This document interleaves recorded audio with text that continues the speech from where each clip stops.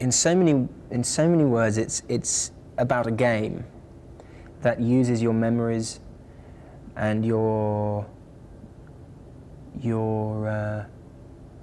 past, your present emotions and psychological states to put you into a virtual world that then sets you challenges in a realer than real experience. Whilst playing and getting to play this game, my character and Jennifer's character, Allegra Geller, are also under fire from an underground movement who are trying to get rid of this game because they believe it infringes on reality too severely. And I suppose the overall theme of the film is really how individuals perceive reality, whether that reality can be meddled with through virtual reality, and whether it should and shouldn't be. But more than anything, I suppose it's where your mind is at in the moment is your reality, and so if that's twisted or if that's manipulated, is it still your existence or is it not? Well, Ted is moonlighting as a security guard at the beginning of the film, so you're kind of led to believe that he's this tough, kind of gun-wielding security dude, and you actually discover that he's a media marketing public relations trainee, and he ends up having to be bodyguard to Allegra, who is being hunted down with a $5 million bounty on her head. He's also, although very interested in getting into the business, he's totally naive to what her games and this new game system in particular do to you.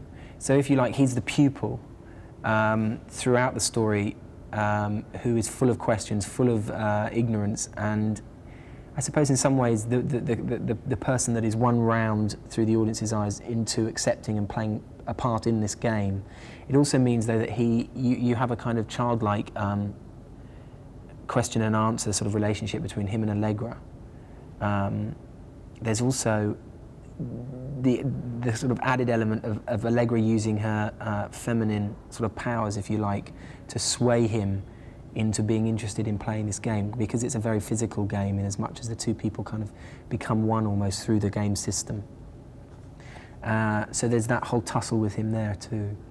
And it's about how, you know, you take the game one step further. I mean, the way games are played today, we're at the phase where, you know, it's gloves and glasses. Yeah. But now, in this movie, it's about plugging into one's spine. So yeah. What is that saying too? I suppose it's using the idea that in order to play a game that takes over your psychological state, you have to actually get inside the body and use the body as the battery, use the body as the kind of central kind of drive to a game system, rather than trying to add hard or software to the body to enhance a kind of virtual experience. This experience is entirely within the body, and using the physicality of the body and the emotions of the body to drive the game. It also means that the game is far more kind of intimate, in as much as if you play a game with a few of you, you're all plugged in together by this umbicord that links you emotionally and physically and spiritually into the game pod. Which is kind of, I mean, like if you look at this and take it one step further, I mean, if you sat there and thought this is a potential reality in the future, that's kind of scary, don't you think? Or what do you think? Yeah, it is kind of. I don't know whether it's scary. I mean, Or is that the way? I kind of think it's the way we're going anyway, you know. And for my liking, anything that uses the human body rather than technology is kind of more interesting, because it's simply harnessing a kind of a given force or given power and complexity that we already have, and harnessing that and using that rather than electrodes or circuits, electronic circuits. I think is kind of more healthy in a funny way. I guess the other thing that I kind of like is that whereas with most games nowadays, there's the only real threat is that you're kind of led to believe in the game and yet play the game, believe in the game, and yet not necessarily take the game and your actions in the game for your responsibility. In this, you take it totally responsibly because you feel absolutely everything, whether it's a high, a low, guilt, enjoyment, anger, happiness. You actually feel it. So in a way, you have to take responsibility a little more for your actions within the game. Actually, the production company that I'm a part of in London, Natural Nylon Entertainment, was sent the script when we were discussing a possible deal between ourselves and Alliance, and we read it as a company, hoping to be a part of the production side of it. And as that was coming to fruition, I suddenly kind of had the urge to say, well, can I meet for this? Because I think it's a great part.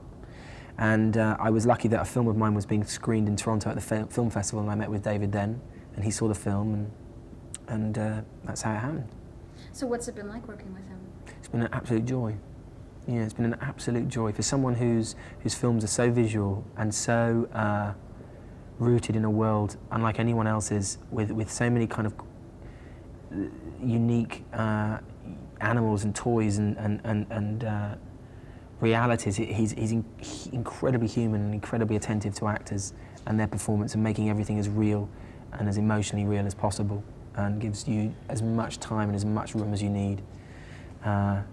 It's been an absolute joy. I mean, I always think when you make a film, the energy and the emotions of the film run from the director, and on this one, everyone's so mellow and happy, doing their job, getting their head down, making a good film.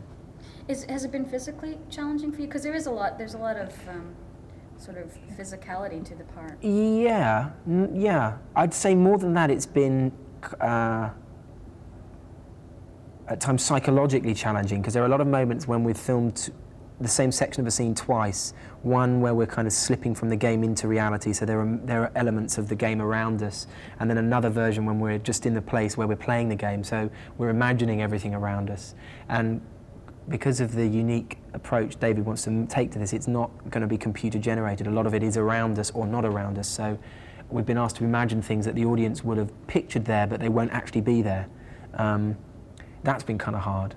And the balance between the game character and the character that you're led to believe is Ted is kind of tricky, because there are moments where one line is the game character, the next line is Ted Peichel in a panic mode, and then back to the game character. But like I say, there's a great feeling of support. Everyone wants this piece to be as exciting and interesting as we all know it can be. So the application has been just a joy. It's not been. The challenge is the fun part. Now, would you say, talking about all the things around you, could you look at the pod almost as a character as well?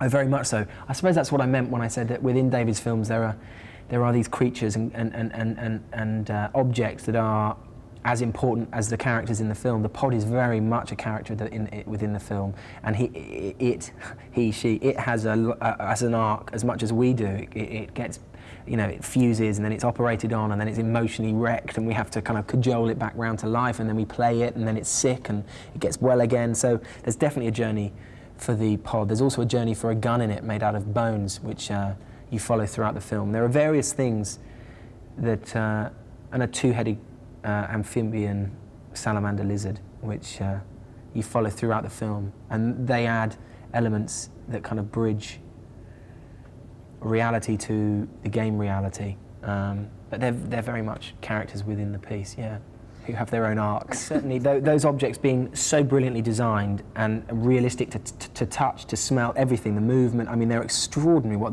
they've come up with, the special effects team. But in a way more interesting than that, they definitely help to make this world, the world of eXistenZ, real.